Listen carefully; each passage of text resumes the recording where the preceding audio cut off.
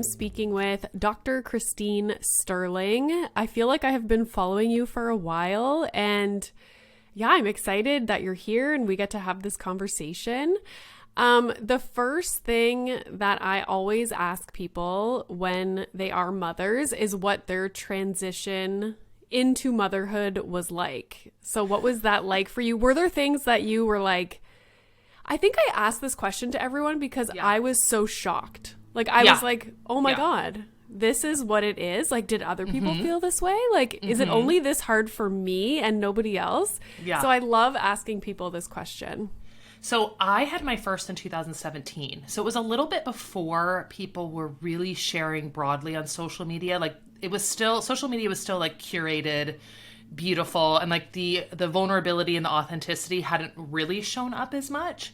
So to say I was blindsided is a little bit of an understatement, which is truly atrocious considering that I am an OBGYN, right? And the fact that I was so shocked at how difficult it is really speaks to how little we are preparing people for that transition. And I think what was so difficult for me, and I see a lot with the people who are in my community, is that I was I had done a lot of difficult things in my life, you know? And in my thinking was, you know, I'm a physician, I've done 30-hour calls, I've done life-threatening situations, I made it through medical school, residency, you know, top of my class. What's a little baby gonna do to me, you know?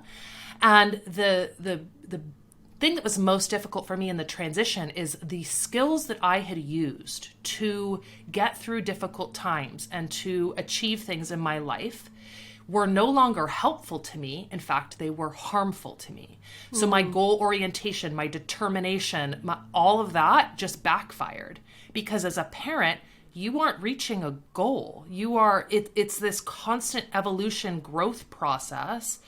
And, you know, feeling determined is just it's not the vibe. It's not the vibe of parenthood, you know? It's more about, you know, growing and giving yourself grace and embracing your imperfection. And all of that those were skills that I did not have. And I had to learn.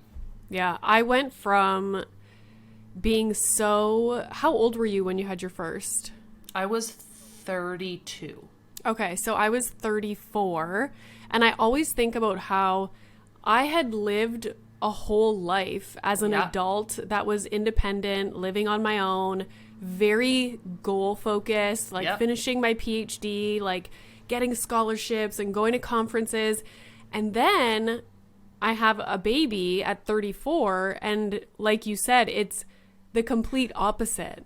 Yeah. It's like, okay, now you just sit at home and like I'm a busybody. And that was the hardest part was like, no, I need to like have a goal and then accomplish it. Yeah. The productivity pressure is for real. It's for real. Yeah. And it's like you're going nonstop, but at the same time, I was very bored. Yeah. If that makes sense. It's not, it's a different kind of intellectual stimulation. And if you are not, you know, one of the things that I try to do in my community with my members is to show them a developmental path that they're on so that you realize that you are working on skills with what you're already doing. And so it doesn't feel so, I don't want to use the word pointless, but from an intellectual standpoint, you can feel like I'm just changing diapers and navigating naps. Like, so I think we are growing and developing so much. And I know this now because I can look back and say the skills that I learned in that first year of being a mom, just as important life skills, perhaps more than everything that I learned in medical school and residency. But I wasn't really aware of the fact that I was learning those things and that I was developing those skills because they aren't the typical skills that we put up on a pedestal in our culture and in our society. For sure. Like that is something that I have learned. Nobody gives any kind of like kudos to parenting, to stay-at-home parents. No. It's quite the opposite. Like, nobody respects that position in our world. We pretend it's unskilled labor, which is not true. It's not unskilled labor. It is highly skilled. So as an OB, what was your experience with like the postpartum period? Because I know like you're heavily involved in the pregnancy part. Yeah. But were you kind of taken aback at the postpartum period and what that was like once you went through it? Yeah, because I had trained that we'll see you at 6 weeks, and we have to be worried about, hemorrhage and blood pressure issues and postpartum depression. But I didn't realize that just the quote unquote normal stuff was so freaking hard. Mm-hmm. So it took me, I can remember one time, it was 3 a.m. My daughter was crying. I was crying, and my husband's also an emergency medicine physician, and I was really upset and angry that I hadn't known that this was how it was going to be. And I just was grappling with, one, all of the people that I hadn't been there for because I didn't know. And so I was feeling really, really guilty about that. And two, I was just wondering how anybody else does this. I felt like, I'm a physician, so I know what's happening with me is actually medically okay. So I'm not scared. I know I'm okay medically, and I have a literal emergency physician here who can tell me if the baby is okay or not, and knows how to evaluate a crying baby. And even though he's not a pediatrician, if it was an emergency situation, he's, the person that you want. So I was like, we have all these resources. Yes. We have support, and it's still so hard. And so, it changed the entire trajectory of my life. It changed everything. So that's one of the things I'm always curious when I speak to people who are mothers and who have created like a platform, a community to specifically help other parents. Yeah. I'm always curious if after you had your own kids, if that's what kind of pushed that, because you were like, oh God, like we need more help. Yeah. I'm very justice oriented. And to me, what is the current state of how we treat parents and new parents is very unjust. Mm-hmm. And so I was faced with the decision, I tried initially, okay, let's work within the system that I was currently in to improve things. I went to my employer. I said this 6-week postpartum appointment is not enough. We need to do something differently. People are waking up to the fact that this isn't enough. I was told people have been complaining about that forever. Okay, cool. Mm-hmm. So I tried to go to the traditional route and be a good doctor and stay in the system. And then I realized, okay, it's not gonna happen there. So my decision, I have a few options. I can go back and I can teach. And so I can teach residents and I can teach medical students, and hopefully that generation can change things. Still kind of within the system. I could start my own cash pay practice, because in the United States, one of the main limitations is insurance companies. That's why we have so many problems with our prenatal care. Okay, I could start a cash practice, or this other idea came to mind of how can I solve this problem now? Because there was a sense of urgency. There's people giving birth now and they don't know and they're not prepared. And the entire kind of medical field and prenatal care system is acting like the destination of pregnancy is birth. And we're preparing everybody for birth. And I care about that, but the destination of pregnancy is not birth. It is parenthood. Mm-hmm. And it should not be a meme and a joke that they hand you a baby and you're completely unprepared. We should be preparing you through the entire experience. We should be talking to you about the skills that you're going to need. We should be preparing you practically, emotionally, all of it. And then we should continue to support you through the entire first year of that baby's life. Because they're changing so much and so fast. And people are just left trying to figure it out all on their own. And I don't think that's fair. Yeah. Something that always blows my mind being Canadian is the lack of a maternity leave in the US. I can't even, and like my sister just had a baby in June, and both her and her fiance are off. Like she works for me, so she's off, and her fiance works for the university in town, and he's off on paternity leave until February. Yeah. So they're both at home just with baby.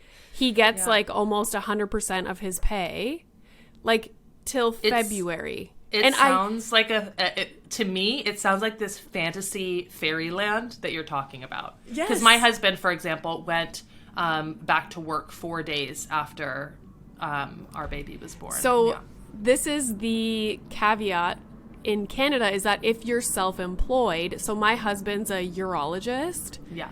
So he's self-employed technically. So I had Milo on a Friday and he was back at work on Monday. Yeah. Because you don't work, you don't get paid. So I think what happens is when people are self-employed, they kind of have to plan to have a baby and like put some savings away and then only take a short amount of time off, which I'm assuming is what people have to do in the US. Like, yeah, I mean, if you don't work for a big company that has a maternity leave, then you have to, I didn't have when I was employed, I didn't have a true maternity leave, but California offers you 6 weeks of disability where I got a fraction of my pay, not very much, very little, but a fraction of my pay.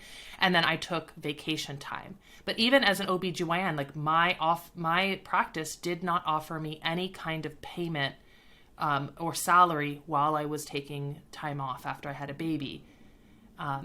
So it blows my mind. And I remember I just did an interview with a mom. She has twins, but they're older now. But she was like, oh, no, like she lives in the US. And she was like, no, where I am, like where I work, I was really lucky. I had 6 weeks off. And I was like, 6 weeks? Like we get 18 months. Like, that just blew my mind.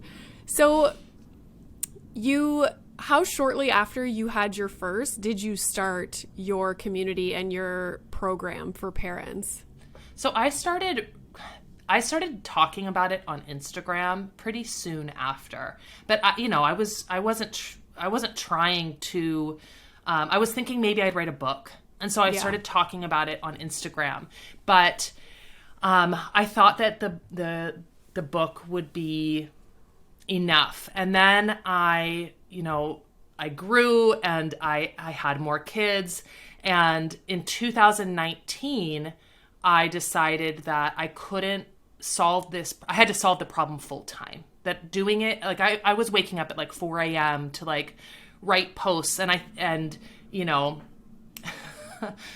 try to, I would create like postpartum guides, like PDFs, and I would share them with my community and like just for free. I was just trying to help people. And then in 2019, I decided that I had to solve this problem full time. I quit my clinical practice and started developing a membership called Sterling Parents that solves this problem where anybody can access it. It's not, it's not restricted to the people that are only in my local community. So is this what you do full time now? Full time. And so, because I always wonder, my husband's a specialist. Yeah. And I always think to myself, like, how do parents do it when both parents are specialists? Yeah. Because the schedule, like being on call, it makes no sense. So do you find logistically it's smoother for your family to have you doing this and your husband is an ER physician? Oh, 100%. I mean, we had my mom living with us because he does a lot of night shifts and I did 24-hour shifts. So there had to be, there's not a lot of childcare that's available at 3 a.m. So we had to have my mom live with us. And now we don't. We don't have to have her living here. She still helps though. But it's very dual physician. And, I have a lot of friends who are in dual physician, families with kids. And it's hard. It's hard. Mm-hmm. And, oftentimes women tend to go into the slightly more flexible medical specialties. Yeah. So oftentimes we are, taking, we are doing the extra work and we are cutting back on our hours. And so I will, sometimes I look at my husband and I'm just like, God, I wish I was a man. Like, I really wish I love being a mom. I don't love pregnancy. breastfeeding's okay. But sometimes I just think, it would be really nice to just be able to just, work somewhere outside of the home, just think about work and not, I'm always, I work from home. So I'm always kind of doing both. I can be upstairs working on a Zoom with my members, answering their questions, but I'm hearing my 2-year-old have a tantrum downstairs. And so my brain is kind of split in half. Yeah. But it's also, there's a lot of privilege to the fact that I'm able to be here at home, working from home. It was really, really hard to be working. I was working 50 to 60 hours a week and when I had Celeste, and it was really hard. Yeah. I always think about this, like, yes, we are so lucky that my husband has a great job. Like, we're set financially, didn't have any issues over the pandemic. And I started doing what I'm doing now. And now it's great because I'm flexible. Yeah. But it also sucks to be the flexible person. It sucks to be the flexible person. All the time. Yes. And I do. And I always say, like, I'm allowed to have these feelings and these things can suck. And it doesn't mean that I want them to change. Exactly. Like, it doesn't mean that I want my husband to not do what he's doing so that my life can be different. But I can say that it sucks. Like, sometimes. Two things can be true at the same time. Yes. You can feel a real jealousy about your husband getting to leave and just like, I'm a very ambitious person. And so the idea of like, oh my gosh, you get 8 hours to just like do your thing. And, that's cool. I like that. I want to do that. Also, I don't. I like that I get to be here and I get to be here with the kids because somebody needs to, it doesn't have to be me. You know, if my career ends up being the more lucrative career, I am 100% okay saying, all right, Dad. Oh my God, this is my dream, Christine. This is my dream. Is like retire the hubby. Exactly. Yeah. I'm like, I just want to make more money than you to be like, oh well, who's the default parent now, bitch? Because like sometimes he'll be on call. And he'll get a call and I'm like, oh, do you have to go in? And he's like, yeah. And like, he goes to start getting ready to go into the hospital. And I'm just like, oh, you. Yeah. Because like, I had to come to terms a long time ago after we had Milo that his job, whether I like it or not, is always going to be number one. Yeah. Because it's never going to be like, oh, I can't go into Emerge to see this person that needs me because Milo has a soccer game. Like, that's not going to happen. Yeah. And I'm up at night with the baby and oftentimes with the kids because he cannot be sleep deprived and show up and crack someone's chest open the next day. Like, no, he is an emergency physician. He needs to be well rested. His patients deserve that. Mm-hmm. So but his family takes the hit. We don't have, we have to prioritize his sleep and his rest so that he can be the best for other people's families. And that's what they deserve. Yeah. Look at us saving lives at home.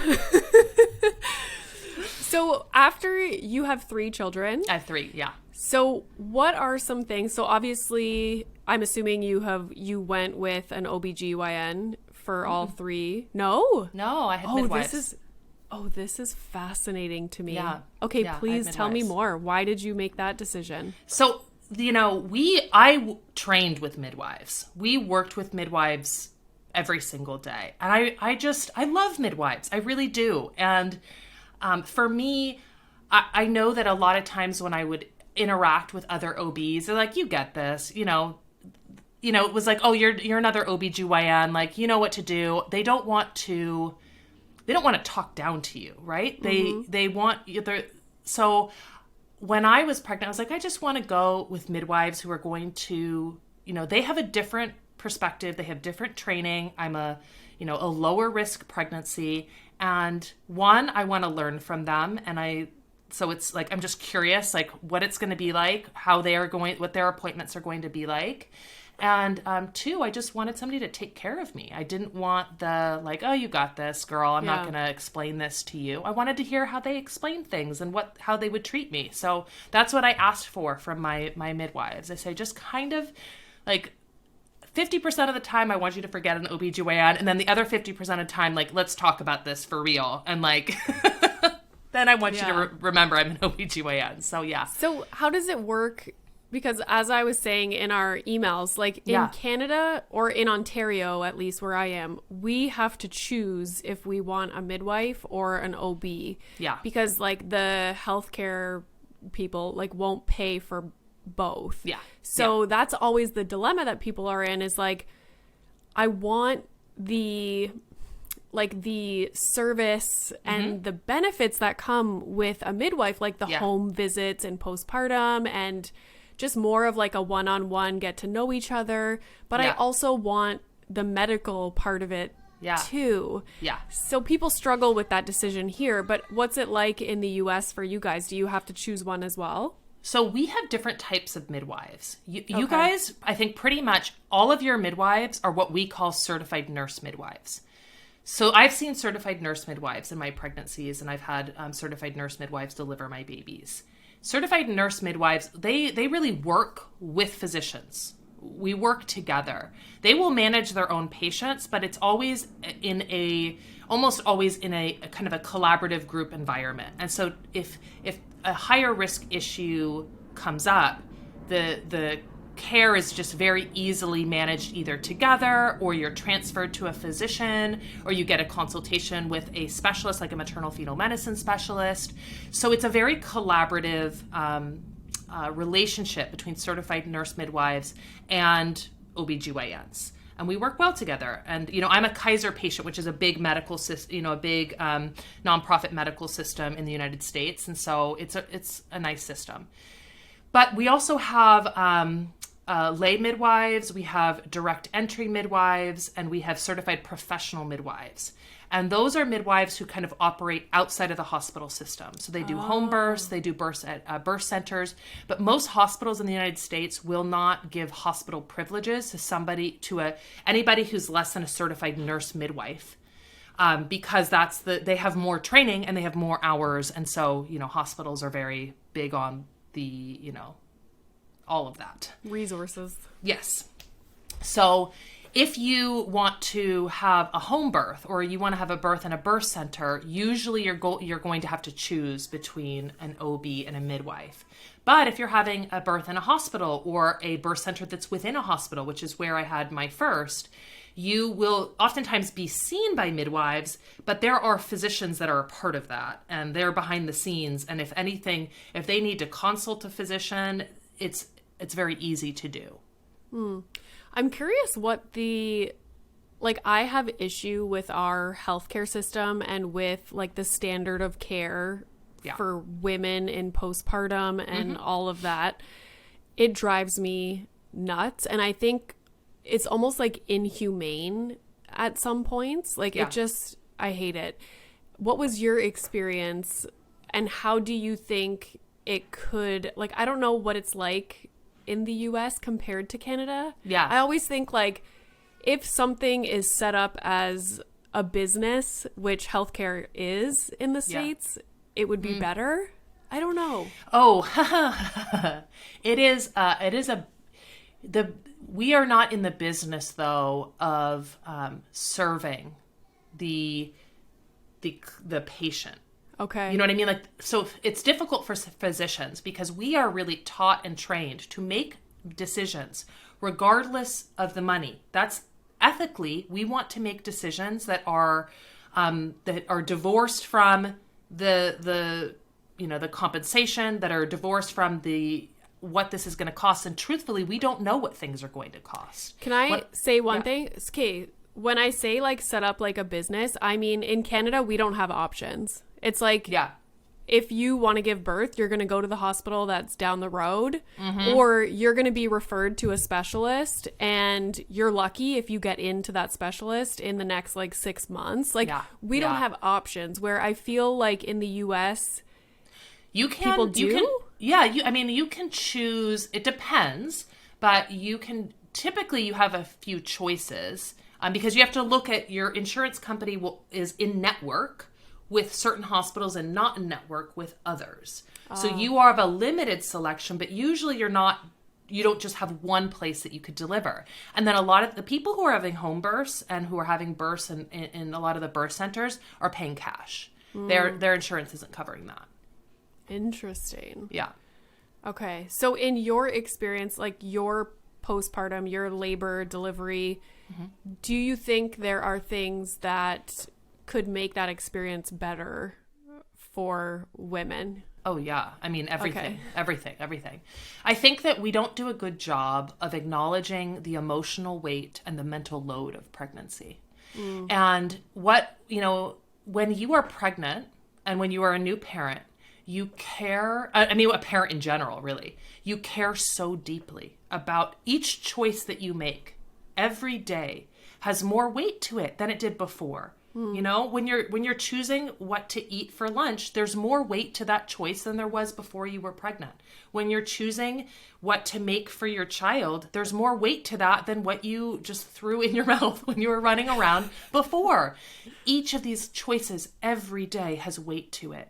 And, you know, we care so deeply about these babies and our children. And we want to make the right decisions for them. And we don't help people with that. What happens is you have all of these questions, all of this uncertainty, and you do what we do, which is you just go get information online. And we consume so much information trying to feel good about our decisions. And more information oftentimes just leads us to second guessing. And then the mental load of parenting is already so big, right? And we're just adding more pieces to our mental load of like, oh, I should look that up. Like, is this really the best choice? I don't know. All of it. We aren't helping people with that. And we know that stress impacts fetal development. We know that stress increases the risk of blood pressure issues and low birth weight and preterm birth. And we're not, we have good data on that. And we don't help people with the stress. And like I said, we treat pregnancy like the birth is the destination and not parenthood. We're not preparing people for where they're going. Mm-hmm. That was my whole thing. Because research is like my middle name. So I was like, did everything possible for labor and delivery preparation, read the books, went to the classes. And labor and delivery, while important, I think is also, it can be largely out of your control. And it's a very short amount of time compared to what your, first year postpartum is. Yes. So I remember thinking, like, in my first week or two in postpartum, why the hell did I spend so much time learning about, like, the different phases of labor and all this stuff? Yeah. Going to classes and meeting with doulas and literally did nothing for postpartum. Nothing. Super common. Because nobody said, hey, maybe direct some of your attention here. Yeah. And it's some of the stuff is, yes, we want to be prepared. So, in my community, I've created the preparation stuff. Like we have a pediatrician who did newborn 101. We have a lactation consultant who did, okay, this is what you need to know about breastfeeding. Here are the products that you should have on hand. Like we do a lot of the preparation work, but we also continue the support postpartum. So each month you get content that's specifically directed to like, okay, let's talk about what's going on with baby's sleep, what's going on with their behavior. Hey, witching hour is probably showing up for you right now. Let's talk about ways to manage witching hour. So, you're going to have a dip in your breast milk supply typically around 4 months. And then baby's brain goes through this developmental change. They start waking up more when they sleep. Let's talk about that. Let's talk about teething. All this stuff delivered to you right before it's going to happen. So you don't have to carry the mental weight of, oh my gosh, then he's going to start teething. When am I supposed to introduce solids? What do I do about peanut allergies? Like all of that stuff, you start thinking about it before it happens. And then you're like, it's like you have to get, your PhD in being a mom on the internet. Yes. Yeah. And I like that with your program, it's like everything is in one place. Yeah. Because I think with the access that we have to everything, and like you can just like type something in Google, or social media is another thing where you're constantly comparing and wondering what other people are doing. Yes. And just like hoping that they're doing the right thing. Like it's nice that everything is like in one spot and we're going to talk about all the different things. Yeah. You know, it's not just sleep. It's not just this. So people have one spot to go. Like, and here's the problem with doing research online is that unfortunately there's good information and there's bad information. And even when you know the information you're reading, you're like, this doesn't seem right. It still adds to your mental weight. There's that question mark. This person didn't really have credentials, but they said this thing, and now it's living rent-free in your head, and it's causing you that question mark. So one of the things that we do in our community is every single piece of content that's on our database, in our library, in our courses, has a 3E verification. It's evidence-based, it's expert-based, and it's experience-based. So we're talking to people who have been there, and they're not just giving out advice that's really difficult or essentially impossible to use as a parent. And so even if, you know, our members, when they have to go out into the world and look for, you know, other questions that we haven't answered in our in our database, in our library, I tell them you still need to look for the 3 E's. Yeah. And I think it's hard for people. Like a thing that drives me nuts is you will scroll on TikTok or whatever it is, and people like to use, even if it's an academic paper, they use the very insignificant finding that has all kinds of flaws and that the authors themselves have kind of, you know, given you read their discussion. Exactly. No. We don't want to talk about the discussion. We just want the clickbait title. Yeah. So that we can get all the views, we can get the clicks, we can, you know, even talk shows do this too. And it's like clickbait central, and then parents see that, and like you were saying, it weighs on them, and they're like, so now they're in Google trying to figure out if this is in fact true, but they don't have any research training. They can't look at, you know, the data and understand that the sample sizes like mean nothing, and you know, and that's what gets me. It's like people are so quick to jump on a study and so quick blow it up without even understanding or reading the discussion.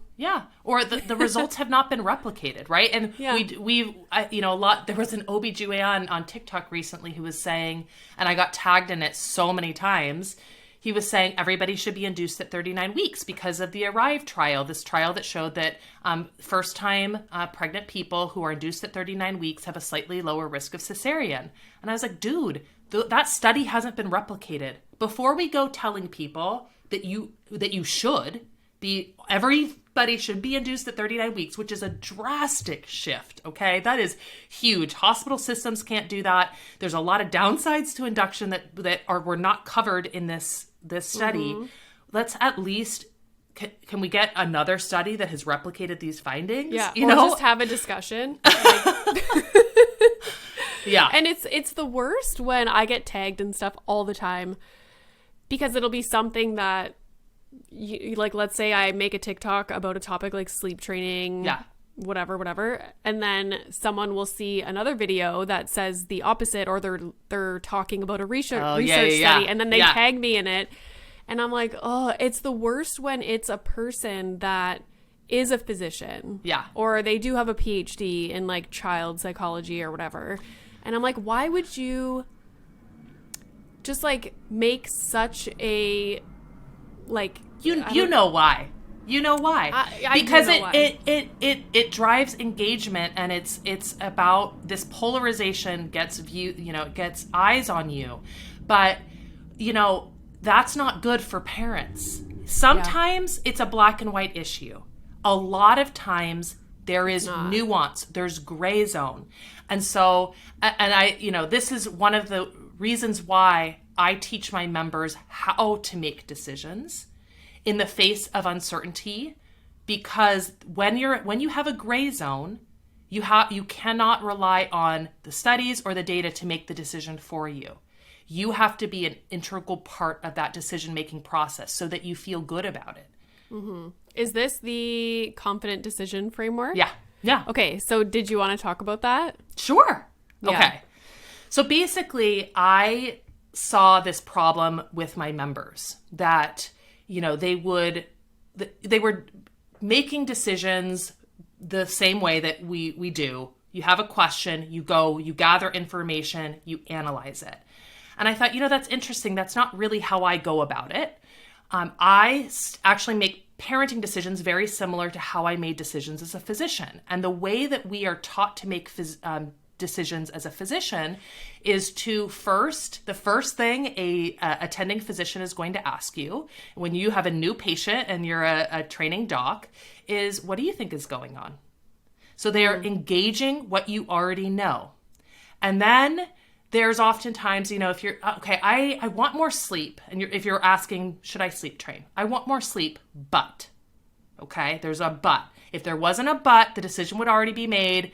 You wouldn't need a confident decision framework. You'd just be living your life. You've already made the decision. There's a but.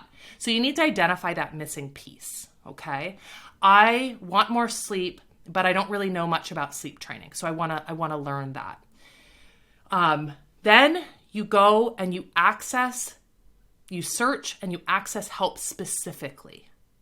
So you need to go to specific resources, not just a general, I'm going to go on TikTok, I'm going to go on YouTube or Reddit, but you're going to specific resources, trusted resources to read about sleep training, okay? And then you learn what you need to, and if you have to go back to step one and ask yourself and see if there's any more missing pieces, you do that. The next step after first step is to ask yourself. Second step is to identify the missing piece. The third step is to access help specifically, not just to grab a bunch of information. And then the fourth step is not really to make a decision, but to make a plan. Okay, given what I've learned about sleep training, I think that it's the right decision for us. We are going to try sleep training. If it's adding stress or if it's out of alignment for me, I'm going to rethink this through. I'm going to readdress it. And so instead of feeling this pressure that I have to decide that I'm team sleep train or I'm team not sleep train, I'm going to make a plan that allows for some flexibility, that allows me to check in with my values again and decide, is this still in alignment for me?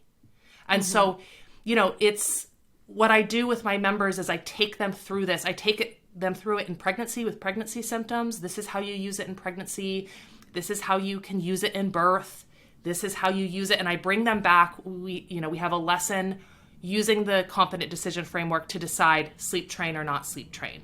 We have a lesson using the confident decision framework to decide, are you going to teach your baby sign language? So it's just teaching people how to make decisions so that they feel confident and they don't have this mental weight of, well, is this really the right thing? Am I missing a piece of information that one lady on TikTok said? That is just too much. We need to unload as much of that uncertainty and that mental load as possible. Mm-hmm. Every time people ask me, they're like, what's your biggest piece of advice for new moms or something? I'm always like, be confident in your decision. Yeah. Because, for example, I was all about baby-led weaning. I was like, this is what we're doing. Look, everybody else is doing it. Like, blah, blah, blah. Bought all the books as I do. I buy books for everything. So the first time I tried baby-led weaning with Milo, it was with like a piece of avocado or like a sweet potato or something.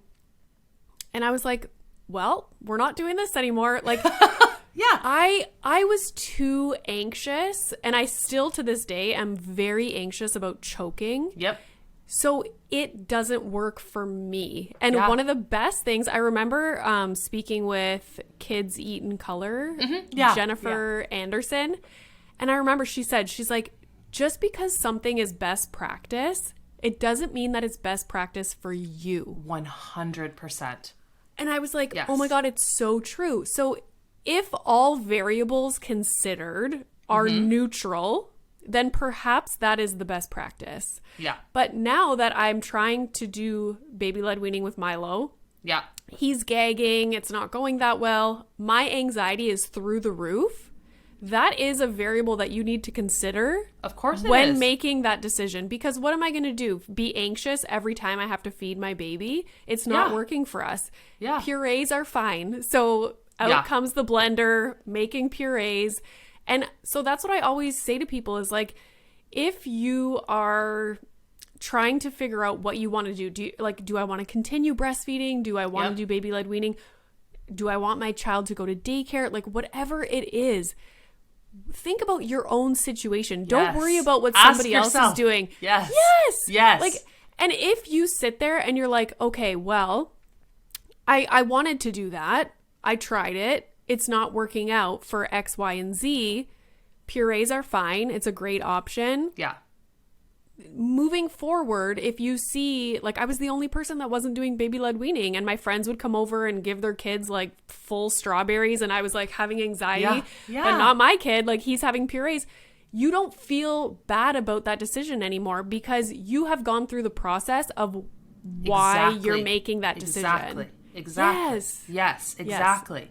So important. It is important. And the thing is that it's a lot of what I hear from a lot of members when they are feeling, I introduce them to the confident decision framework, they say, well, isn't that selfish? Shouldn't I just do what's best for my baby?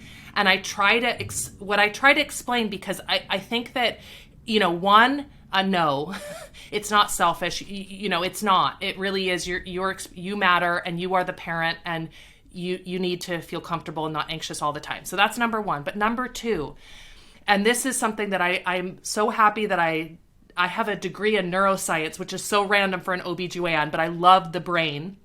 So I'm a little bit of a neuro nerd. Our children and our babies can read our micro expressions. Even when we are anxious and we are trying to hide that, even when we are sad and we are trying to hide that, we are co-regulating as a family unit all of the time. So us wanting to feel well and whole and not anxious is us wanting our family to feel well and whole and not anxious. If you are anxious while you're feeding your baby, you are signaling to them, hey, this might not be safe. And then they're associating, okay, this food, I don't know what it is. Mom's giving me a little bit of the anxiety face. Something about this situation isn't safe, right? Yes. So we signal to our children that we want to signal to them that their environment is safe when it is safe. Mm-hmm. Okay, sometimes the environment isn't safe, and that's okay. And we don't, there's no point in trying to hide our emotions, to some degree. We hide our emotions from our kids. But we don't need to do it all the time. We just need to be caring for ourselves and taking our intuition and our voice and our experience into account. Mm-hmm. And I feel like most things that are black and white, so let's say breastfeeding, sleep training, all these things in parenting, which are very like, this is the only way to do it, or like it's the other way. Most of those things are the people who are arguing for you can only do it this way, this is the best way, they are looking at it through a baby-centric lens. Yes. Like, it's only the baby that matters. And I just was tagged in this TikTok, and it's funny because I talk a lot about like sleep training and attachment, and I don't know how I became like this spokesperson for sleep training because I didn't even sleep train Milo. I love that. But I will say it was a luxury, and we are lucky that we did not have to sleep train and that we had that choice because our situation, maternity leave, all the things. So I got tagged in this TikTok the TikTok was a man speaking. It was Gabor Mate. He's like a massive parenting person. And it was about sleep training, and he's totally against sleep training. I think he's a psychologist. Yeah, but I'm Jewish, he's Jewish, and he has a little, some popular views in the Jewish community, Yes, and I'm pretty sure he's like laser focused on just the baby's well-being. Oh, of course he is. And like, I remember I did an interview with a psychologist about attachment, and we talked a lot about sleep training. And that's what she was saying. Like, people who are against it are only thinking about the baby, and they're not thinking about, you know, the millions of interactions that happen after sleep training is done, where now you are able to properly respond to your child throughout the day, day in and day out, because everybody is well rested. Yeah.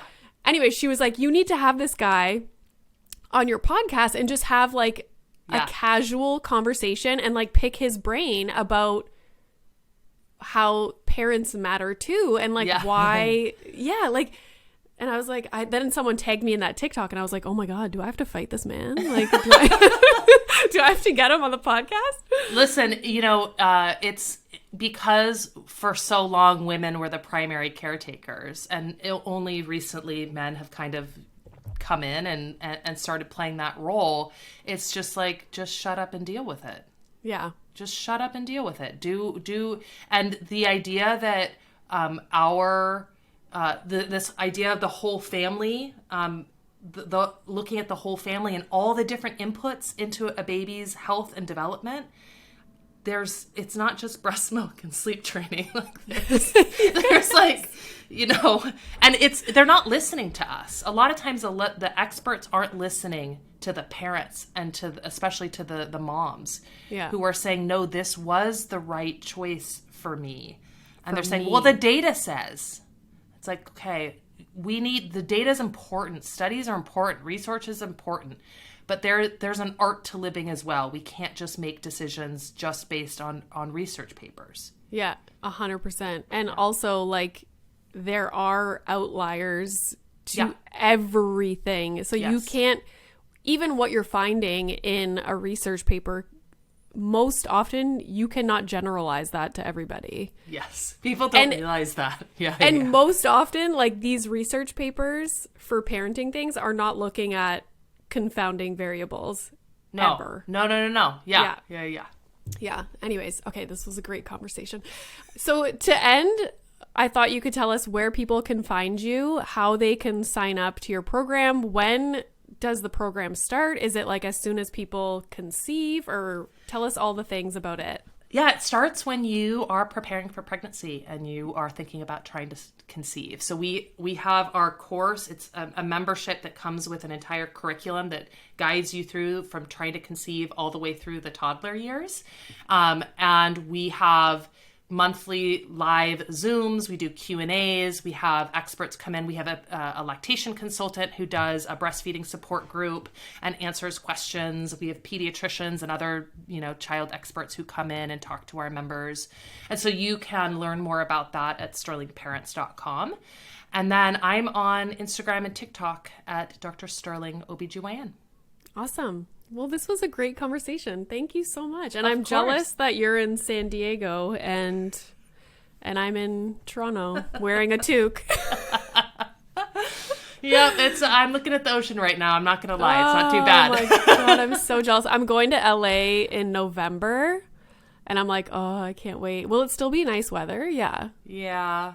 It's going to be nicer than here, let's be honest. So, I mean, November sometimes has, like, Thanksgiving is sometimes like the most beautiful day of the year, I swear. When is American Thanksgiving? Oh, that's I never right. even thought of that. Yeah, we are. I think it's the fourth Thursday or the third Thursday of the month.